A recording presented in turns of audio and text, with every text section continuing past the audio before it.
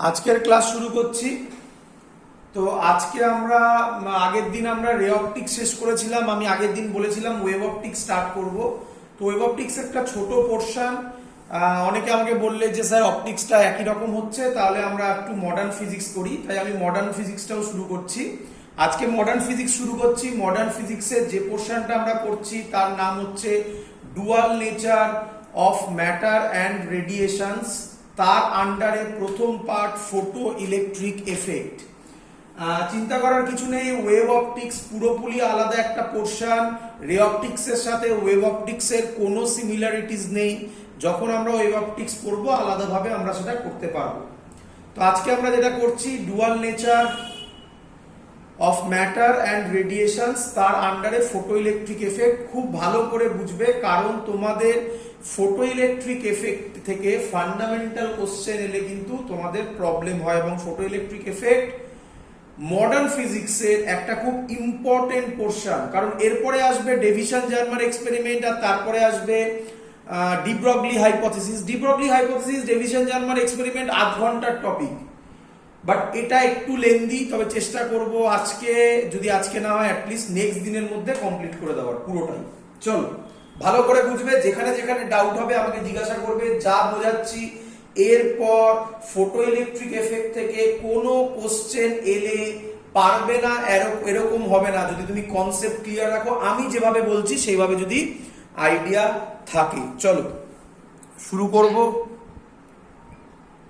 হ্যাঁ বলো। হ্যাঁ তাই বললাম তো, মডার্ন ফিজিক্স।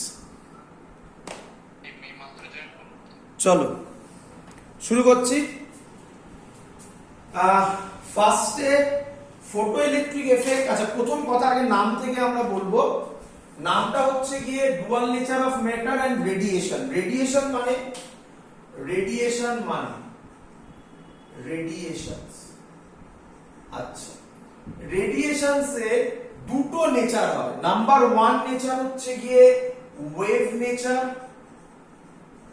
যেটা আমরা সবাই জানি যে এটা একটা ওয়েভ নেচার ফলো করে। রেডিয়েশন কোথায় আমরা করেছি? রেডিয়েশন আমরা করেছিলাম ক্লাস 11-এ, ব্ল্যাক বডি ছিল, সেখানে আমরা রেডিয়েশন করেছি। একটা বেসিক আইডিয়া আমাদের সবার মধ্যে আছে যে রেডিয়েশন মানেই ওটা অ্যাজ আ ওয়েভ আকারে ট্রান্সমিট হবে। তাই রেডিয়েশনের যেটা কমন ফর্ম সেটা কি? Wave nature. বলছে না, রেডিয়েশনের আরো একটা নেচার আছে, তার নাম পার্টিকেল নেচার। ভালো করে কথাগুলো শুনবে সব কটা। Particle nature. এই পার্টিকেল নেচারটা নিয়ে আমরা এইখানে পড়াশোনা করব। পার্টিকেল নেচারটা কোথা থেকে প্রুভ হয়? অ্যানসার হচ্ছে ফটো ইলেকট্রিক এফেক্ট থেকে। পরীক্ষার কোশ্চেন বলছি কিন্তু অলরেডি। কি বললাম? ফটো ইলেকট্রিক এফেক্ট থেকে পার্টিকেল নেচার প্রুভ হয়। তাহলে আমরা রেডিয়েশনের এই পোরশনে পার্টিকেল নেচার দেখব। পার্টিকেল নেচারের কোন এফেক্ট, এই কোন এক্সপেরিমেন্ট সেটাকে প্রুভ করে? Photo electric effect. চলো নেক্সট হচ্ছে ম্যাটার। ম্যাটার মানে কি? ম্যাটার মানে আমি, তুমি, এই হোয়াইট বোর্ড, পেন, পেন্সিল, এগুলো হচ্ছে ম্যাটার। তো তোমরা বলো কমন ফিনোমেনা ম্যাটার মানে আমরা কোন নেচারকে বুঝি? কেউ? কোন নেচারকে বুঝি? Particle nature. একদম। তাহলে কমন ফিনোমেনাটা তো নিয়ে আর পড়াশোনা করার কিছু নেই, এটা তো আমরা অলরেডি করে এসেছি। এটা তো আমাদের সবার বেসিক ধারণা। যেটা বেসিক ধারণা নয় সেগুলো নিয়ে পড়াশোনা করব। তখন বলছেন না, আমি, তুমি, এই হোয়াইট বোর্ড, এই ক্যামেরা, এই ফোন, এই পেন্সিল, এই পেন, সবার আরেকটা নেচার হয়। কি nature? Wave nature. Wave nature. তো পরীক্ষায় কোশ্চেন দেয় কোন এক্সপেরিমেন্ট এই ওয়েভ নেচারকে ডিফাইন করে? অ্যানসার হচ্ছে, লিখে দিচ্ছি আমি,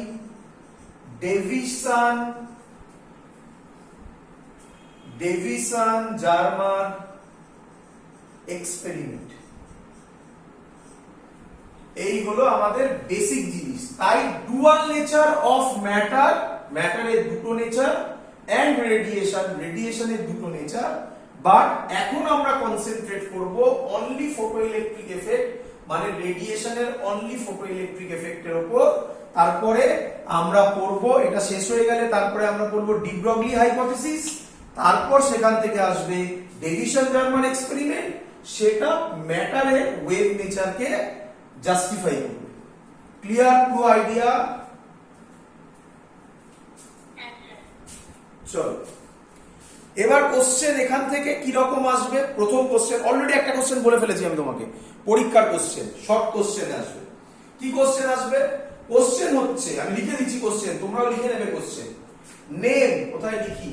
এখানে লিখছি ছোট ছোট করে। Question, name a phenomena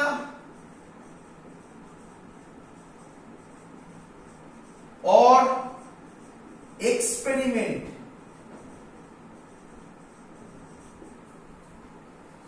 which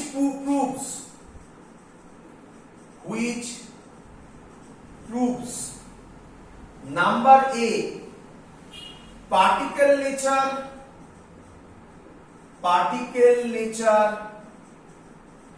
of, শর্টে লিখছি, ইলেকট্রোম্যাগনেটিক, তোমরা সবাই জানো রেডিয়েশন ইলেকট্রোম্যাগনেটিক হয়, particle nature of electromagnetic radiations, and number B, wave nature of matter. Answer তোমাদের চোখের সামনে আছে। অ্যানসার হচ্ছে রেডিয়েশনের পার্টিকেল নেচার হবে ফটো ইলেকট্রিক এফেক্ট, আরো অনেক কিছু হয় বাট যেটা আমরা পড়ছি সেটাকে নিয়েই কথা বলছি আপাতত। পার্টিকেল নেচার হচ্ছে photo electric effect, wave nature ম্যাটারের হচ্ছে ডেভিশন জার্মান এক্সপেরিমেন্ট। ক্লিয়ার? তোমরা যখন নোট বানাবে তখন লিখে নেবে কিন্তু এই কোশ্চেন লিখে তারপরে অ্যানসার। আমি বলেছি যে শর্ট কোশ্চেন গুলো দেবো, সেগুলোর মধ্যে এই কোশ্চেন গুলোই থাকবে। পরীক্ষার কোশ্চেন বারবার আসে এই কোশ্চেন গুলো, এটা থেকে আমরা এটাকে এইভাবে বোঝাবো। চলো নেক্সট, এবার কোশ্চেন হচ্ছে ফটো ইলেকট্রিক এফেক্টটা কি জিনিস। অ্যাকচুয়ালি মুছে দিলাম, ফটো ইলেকট্রিক এফেক্টটা কি জিনিস। আচ্ছা একটু বুঝবে, বইয়ের সাথে আমি একইভাবে পড়াচ্ছি না, মানে বইতে সিকোয়েন্সিয়ালি যেভাবে দেওয়া আছে তাতে বোঝাতে একটু প্রবলেম হয়।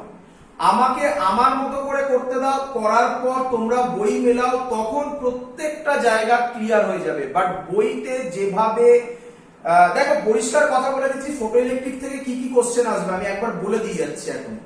নাম্বার 1 কোশ্চেন আসবে what is work function. Number 2 question আসবে define threshold frequency.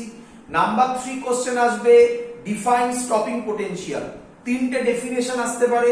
4 number question আসবে write down Einstein's equation of photoelectric effect.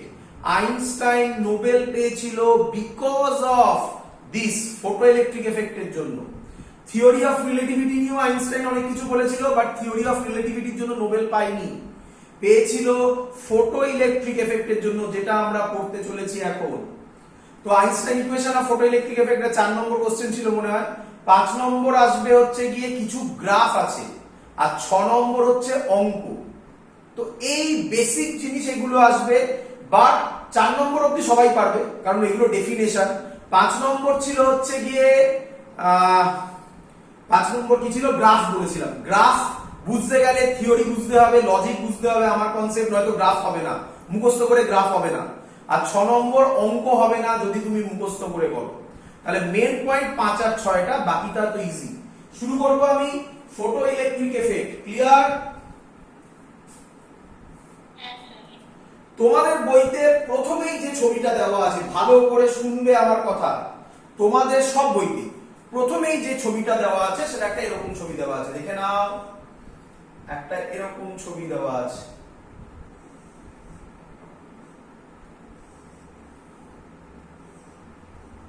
খুলে দেখবে, নেগেটিভ পজিটিভ, নেগেটিভ পজিটিভ,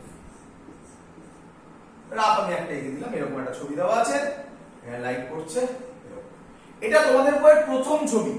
আমার এটা বলতে বলতে হয়তো আজকের ক্লাসের শেষের পজিশনে পৌঁছে যাব, তখন গিয়ে আমি এটা বোঝাবো। বাট দ্যাট ডাজন্ট মিনস যে তোমাদের আমি যখন যাচ্ছি, মানে আমি এর আগে যত কথা বলবো সব বইয়ের বাইরে, সব আছে বইতে, বাট ওগুলো পরে বলা আছে।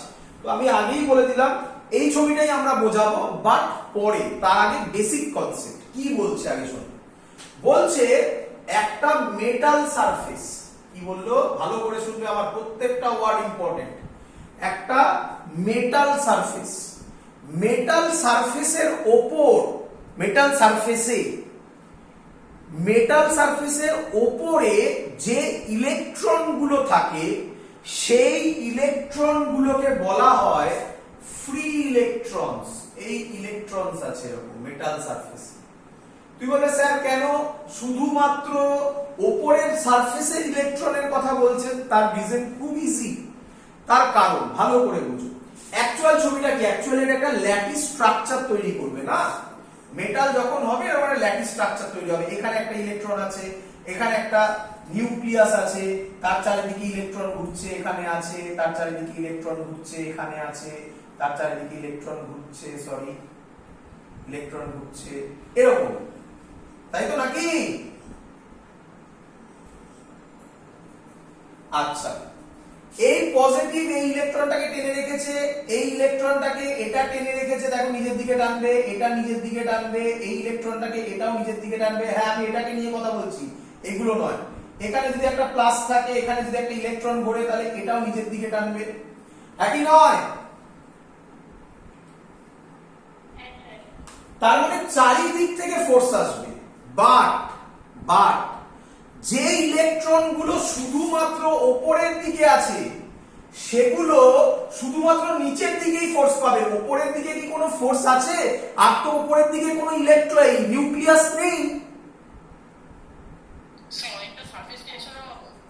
না, সারফেস টেনশনের সাথে এর কোনো সম্পর্ক নেই। ওটা তো সারফেসের ফেনোমেনা, এটা তো স্ট্রাকচারের অ্যাঙ্গেল অফ কন্ট্যাক্টের ফেনোমেনা, আর এটা তো ইলেকট্রন ওরিয়েন্টেড ফেনোমেনা, ওর সাথে এর কোনো সম্পর্ক নেই। তাহলে আমি বলতে পারি যে ওপরে যে ইলেকট্রন গুলো আছে, মানে এই যে ইলেকট্রন গুলো, সেগুলোর নিচের দিকেই ফোর্স আছে, আর ভেতরে যে ইলেকট্রন আছে তার চারিদিক থেকে ফোর্স আছে, মানে এটা বাউন্ডেড একদম চারিদিক থেকে। এটা এগুলোর কম্পেয়ারে কম বাউন্ডেড, এটা বুঝলে কিনা বলো? তাই যদি আমি এবার এর ওপর এনার্জি দিই, ভালো করে শুনবে কথাটা, কি বললাম? এনার্জি দিই, তাহলে আমি ভুল কথা বলছি এখন, ভালো করে শোনো আমার কথা। তাহলে কোথা থেকে ইলেকট্রন বেরোবে?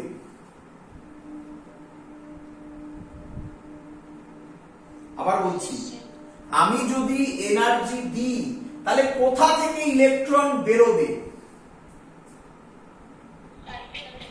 একদম। এবার কথাটা আমি ভুল কি বললাম ভালো করে শুনবে। আমি যদি প্রথম ভুল বলেছি, এনার্জি দিই বলেছি, না এনার্জি দিই নয়। আমি যদি সাফিসিয়েন্ট এনার্জি দিই, হ্যাঁ কি নয়? সাফিসিয়েন্ট বলেননি, আর কম এনার্জি দিলে থোড়াই বেরোবে। ও সাফিসিয়েন্ট এনার্জি দিই, নাম্বার 1 পয়েন্ট ভুল ছিল এটা। নাম্বার 2 ভুল বলেছিলাম, যদি সাফিসিয়েন্ট এনার্জি দিই তাহলে ইলেকট্রন বেরোনোর প্রবাবিলিটি হাই কোথায়? সারফেস থেকে। কোশ্চেন অবস্থায় প্রবাবিলিটি কোথা দিয়ে এলো? আপনি যদি সাফিসিয়েন্ট এনার্জি দেন তাহলে তো ইলেকট্রন ওখান থেকে বেরোবেই না, বেরোতে পারে, নাও বেরোতে পারে। এই কথাটার উপরই চ্যাপ্টারটার মেইন জিনিস দাঁড়িয়ে আছে, এই কথাটার উপরে। আমি জানি তোমরা কনফিউজড, আমি এক্সপ্লেন করব সবকিছু, একটু টাইম দাও আমাকে। তাহলে আমি কারেক্ট কথাটা বলি আবার। আমি যদি সাফিসিয়েন্ট এনার্জি দিই তাহলে প্রবাবিলিটি হাই যে সারফেস থেকে ইলেকট্রন গুলো ইজেক্ট হবে। বলো এত অবধি বুঝেছো কিনা? আমি জানি প্রবলেম হচ্ছে, স্যার প্রবাবিলিটি কেন? শিওর শট বেরোবে না, প্রবাবিলিটি কেন আমি এটাকে এক্সপ্লেন করব, ধৈর্য ধরো। ক্লিয়ার? বাকি ওটা ছাড়া বাকি সব ক্লিয়ার? যে ইলেকট্রন গুলো বেরোবে সেগুলোকে নিয়ে আমরা এবার কথা বলছি, ভালো করে শুনবে। তাহলে এখান থেকে যে আমি এনার্জি দিলাম, এই এনার্জি তিন ভাবে দেওয়া যায়, তিন ভাবে। এবার একটু সিলেবাসের বাইরে গিয়ে কথা বলছি, ভালো করে শুনবে। এই এনার্জি তিন ভাবে দেওয়া যায়। নাম্বার 1 হচ্ছে হিট এনার্জি। কোথায় করবো এটা আমরা? এটা আমরা করব সেমিকন্ডাক্টর পড়ানোর সময়। এখানে হিট এনার্জি দেওয়া হয় না। যদি হিট এনার্জি দিয়ে দিতাম, সাফিসিয়েন্ট এনার্জি দিতাম এবং এখান থেকে ইলেকট্রন বেরোতো, প্রবাবিলিটি বেরোতো, ধরে নিচ্ছি যে বেরোচ্ছে, তাহলে এই ইলেকট্রনকে বলা হতো থার্মিওনিক এমিশন। টেম্পারেচারের জন্য হচ্ছে বলে এর নাম থার্মিওনিক এমিশন। এটা আমরা সেমিকন্ডাক্টরে পড়ব। ক্লিয়ার? নেই, এখানে নয়। এবার নাম্বার 2 আরেক ভাবে করা যায়। কিভাবে করা যায় দেখো, এরকম রাখলাম একটা, এখানে আমি দিলাম প্লাস চার্জ, এখানে দিলাম মাইনাস চার্জ।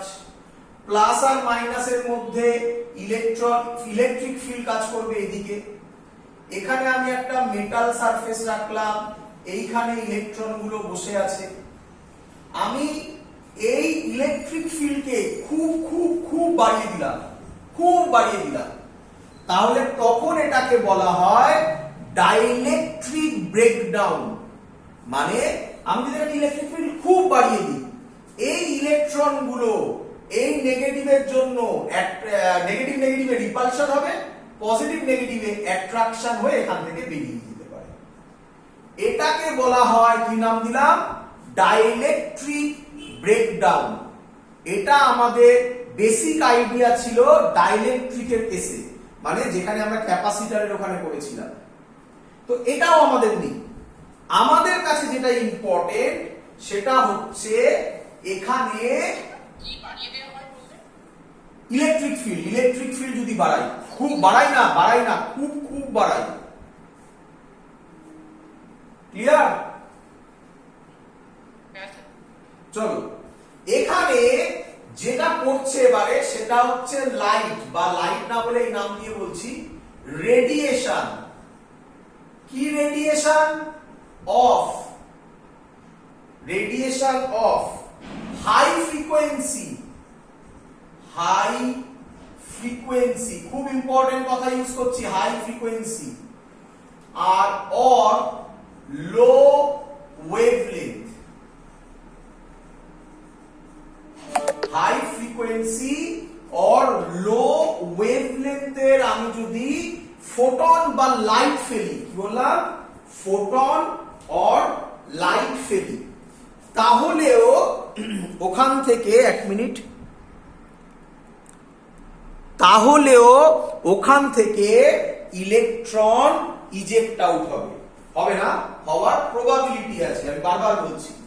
যদি হয়, ধরে নিলাম, তাহলে এই যে ইলেকট্রন গুলো এখান থেকে বেরোলো, এই ফেনোমেনাটাকে বলা হয়, কে পড়লো? রেডিয়েশন বা লাইট পড়লো। লাইটকে আমরা এখানে কম্পেয়ার করছি, লাইটকে আমরা এখানে বলছি ফোটন। কি বললাম? আমরা এটা নিয়ে লিখবো ফোটন। আমি এই নিয়ে অনেক কথা লিখবো। কি বললাম? ফোটন। তাহলে ফোটন পড়লো, তার জন্য যে ইলেকট্রন বেরোলো, এই ফেনোমেনাটাকে বলা হয় photo electric effect. Clear?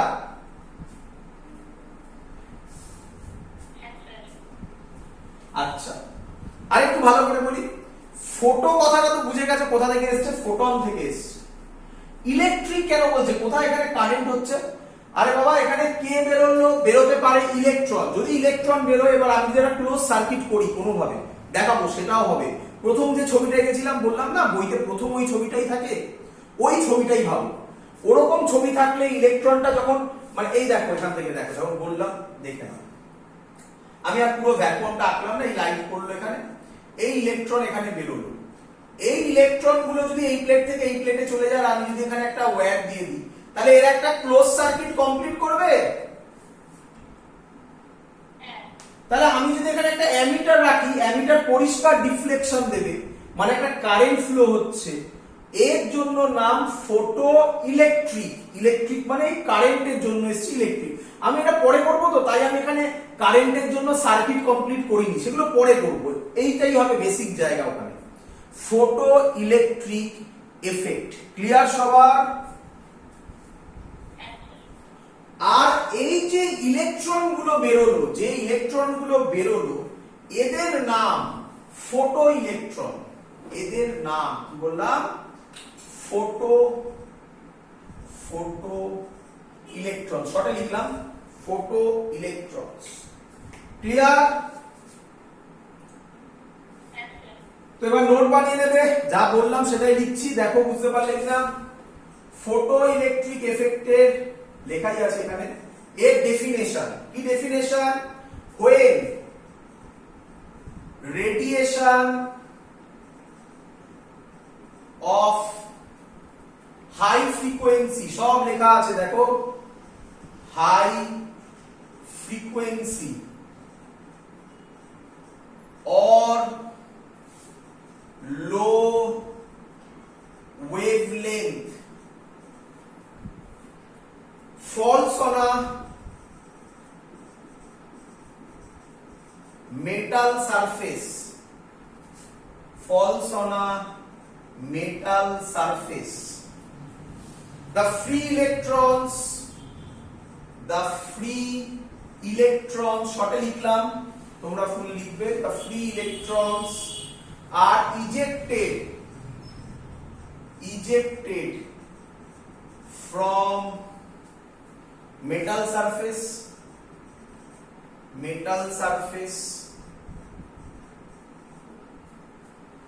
this phenomena is called photoelectric effect, and the ejected electrons are called photoelectrons, শর্টে লিখে দিলাম photoelectrons। ক্লিয়ার সবার? নোট বানিয়ে নেবে, কারণ বইতে প্রচুর কিছু আছে, তার জিস্ট করার জন্য নোট বানিয়ে নেবে, খুব ইম্পর্টেন্ট। ক্লিয়ার সবার? চলো এক মিনিট, চলো হেডিং কার এবারে। তাহলে কথা হলো ভালো করে শুনবে, যে আপনি যেটা বললেন সেটার মধ্যে যেটা ইম্পর্টেন্ট জিনিস হলো সেটা হলো ফোটন। এটা কি অ্যাকচুয়ালি, এটা কি? তো সেটাকে আমরা এক্সপ্লেন করব, লিখবো এবার সেটা। ফোটন থেকেও কিছু কোশ্চেন আসবে, আমি লিখছি, তার মধ্যে যেগুলো ইম্পর্টেন্ট পয়েন্ট আমি বলে দেবো, ওগুলো শর্ট কোশ্চেনে দেয়। মুছে দিই, সবার ক্লিয়ার এত অবধি? এটা একটু লক্ষ্য রেখো, হাই ফ্রিকোয়েন্সি লো ওয়েভলেন্থ, খানিকক্ষণ বাদে আমি এটাকে এক্সপ্লেন করে দেবো হাই ফ্রিকোয়েন্সি লো ওয়েভলেন্থ কেন। চল মুছে দিলাম, এটাও মুছে দিলাম, জায়গা বেশি হবে। প্রথম কথা হচ্ছে ফোটনস মানে কি? লাইট তো দুটো নেচার, একটা হচ্ছে ওয়েভ নেচার আর একটা হচ্ছে পার্টিকেল নেচার। তো ফোটনস মানে কি? কি বলা হচ্ছে? Number 1 point, light consists of photons। photons মানে কি? photons মানে কি ভালো করে বুঝবে। photons মানে, ভাবো, photons কে কেউ কেউ বলা হয় এনার্জি প্যাকেট,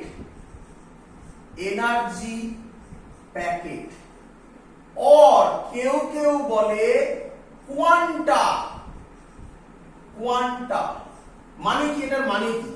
মানে দেখো, ধরো লাইট আসছে, আমরা তো রে অপটিক্স এরকম করেছি, লাইট আসছে, তো আমরা এখন ভাববো না লাইট না, কতগুলো এনার্জির প্যাকেট আসছে। বলো বুঝলে কিনা? এই এনার্জির প্যাকেট গুলোকে বলা হচ্ছে ফোটনস, और এনার্জি প্যাকেট বলে তো বলেই দিলাম, और কোয়ান্টা, এদেরকে বলা হয় ফোটনস। ক্লিয়ার? নাম্বার 2 পয়েন্ট খুব ইম্পর্টেন্ট, বলছে, আচ্ছা এটা পরীক্ষায় দেবে, যেটা আমি এখন লিখছি সেটা পরীক্ষায় দেবে। কি? ফোটনের mass of photon is not defined, mass of, কেউ যদি তোমায় বলে what is the mass of photon, তুমি বলবে হয় না, জানা নেই। মানে এটা এই জায়গাগুলো হচ্ছে কোয়ান্টাম মেকানিক্স দিয়ে তারপর আরো ভালোভাবে এক্সপ্লেন করা যায়।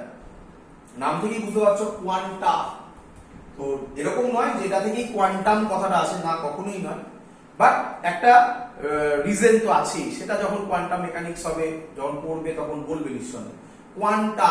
তো যাই হোক, আমরা এখানে বলছে মাস অফ ফোটন ডিফাইন নয়। মাস যদি বলে কেউ ফোটনের মাস কত, হ্যাঁ আমি বলছি ফোটন পার্টিকেল, বাট ফোটনের মাস যদি কেউ বলে বলবে ডিফাইন নয়। বাট পরীক্ষার কোশ্চেন কি দেয়, কি ডিফাইন, রেস্ট মাস। পরীক্ষার কোশ্চেন, সেকেন্ড কোশ্চেন হয়ে গেল, এখনো পর্যন্ত যা পড়িয়েছি পরীক্ষার second question. Rest mass of photon, এটা কত, 0। পরীক্ষায় শর্ট কোশ্চেনে দেয় what is the rest mass of photon, answer হচ্ছে 0। ক্লিয়ার এত অবধি? আমি বলেই দিচ্ছি পরীক্ষায় কি কি কোশ্চেন আসবে, শর্ট কোশ্চেন, লং কোশ্চেন সবকিছু বলবো। এখনো পর্যন্ত দুটো শর্ট কোশ্চেন হয়ে গেছে। নেক্সট নাম্বার 3, রেস্ট মাস মানে m নট, রেস্ট মাস মানে m নট। ক্লিয়ার? চলো নাম্বার 3, নাম্বার 3 হচ্ছে all photons moves with speed। কত স্পিড জানো? 3 × 10⁸ মিটার পার সেকেন্ড, মানে লাইটের স্পিডে ট্রাভেল করে সব ফোটন। আরে বাবা, লাইটই তো আলটিমেটলি লাইটের স্পিডে ট্রাভেল করে। ক্লিয়ার? এগুলো দেবে না কিন্তু লিখতে, আমি বারবার বলছি এগুলো দেবে না লিখতে, দেবে এইটা গোলটা। এবার যেটা বলছি এটা অনেক বছর আগে, 4-5 বছর আগে বা 2-3 বছর দিয়েছিল, বাট রিসেন্ট 3-4 বছরের যদি আমি ট্রেন্ড দেখি তার মধ্যে কোশ্চেনটা পাওয়া যাচ্ছে না। তো করে রাখলে ভালো হয়, কারণ কখন দিয়ে দেবে তো বলা যায় না। কি কোশ্চেন স্যার?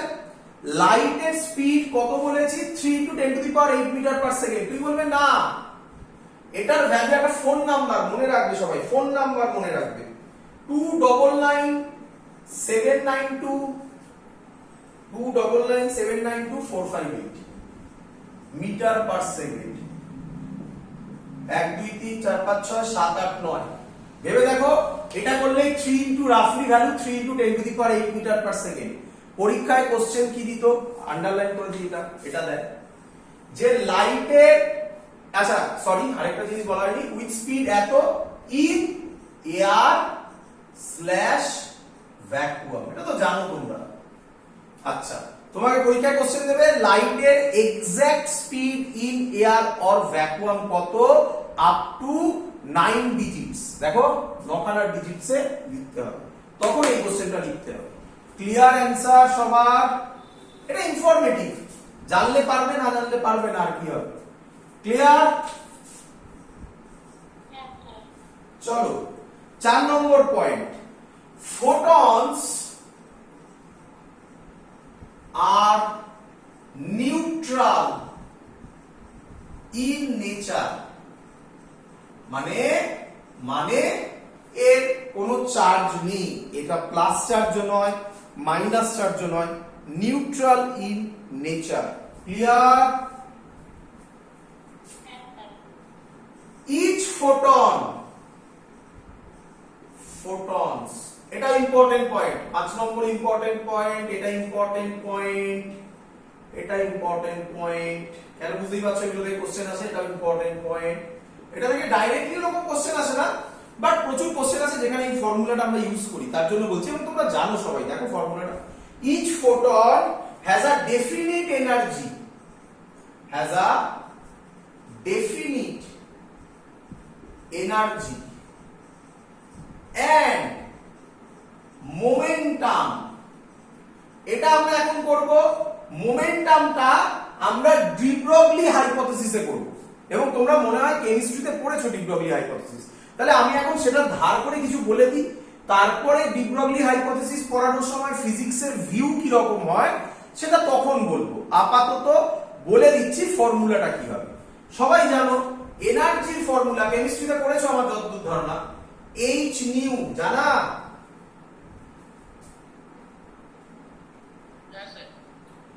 আচ্ছা, নিউ মানে কি? ফ্রিকোয়েন্সি, কেউ কেউ এফ করে। এইচ মানে কি? প্ল্যাঙ্কস কনস্ট্যান্ট, সবাই জানো। এইচ এর ভ্যালু বলে দিচ্ছি 6.626 10⁻⁻34 joule second, planks constant. But এসব মনে রাখতে হবে না, আমি সহজ টেকনিক শেখাবো, চিন্তা করো না। দেখো, আচ্ছা, E is equal to আরেকটা ফর্মুলা লেখা যায় hc বাই ল্যামডা। এটা জানো সবাই? Nu frequency formula c by lambda. c মানে স্পিড অফ লাইট, ল্যামডা মানে হচ্ছে ওয়েভলেন্থ। জানো এটা? কেমিস্ট্রিতে করেছো? তাহলে hc বাই ল্যামডা একটা ফর্মুলা। আচ্ছা, এবার আমাকে তোমরা বলো, আচ্ছা, ফ্রিকোয়েন্সি যদি হাই হয়, নিউ যদি হাই হয়, ল্যামডা কি হবে?